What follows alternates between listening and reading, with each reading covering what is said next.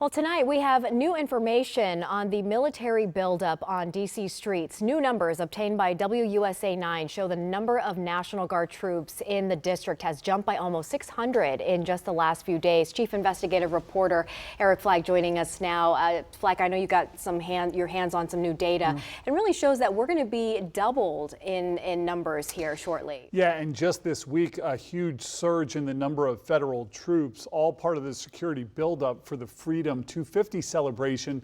The latest troop counts, which come directly from Joint Task Force DC, reveal the buildup isn't just coming, it is already here. Tonight, new numbers obtained by WUSA 9 from the Joint Task Force headquarters in D.C. show nearly 600 more National Guard troops on district streets than there were just days ago.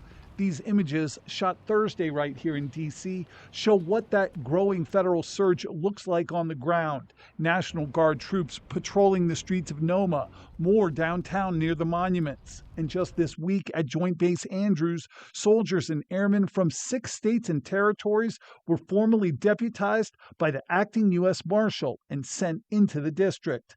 As of Friday morning, Joint Task Force D.C. told WUSA 9 the number of National Guard members now on the ground in Washington has risen to 3,450. That's 590 more troops than on Monday.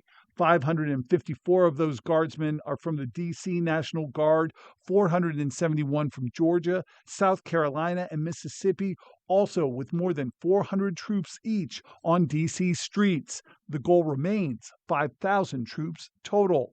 A Joint Task Force spokesperson says troops will continue arriving throughout the summer in support of what the federal government is calling Freedom 250 celebrations. The Joint Task Force would not give us specific dates for additional arrivals, citing operational security, but the task force did tell us their stated mission is crowd management, traffic control, and protecting the public's, quote, freedom of movement. And while guardsmen can detain people suspected of crimes, they cannot make arrests. Only local or federal law enforcement can do that.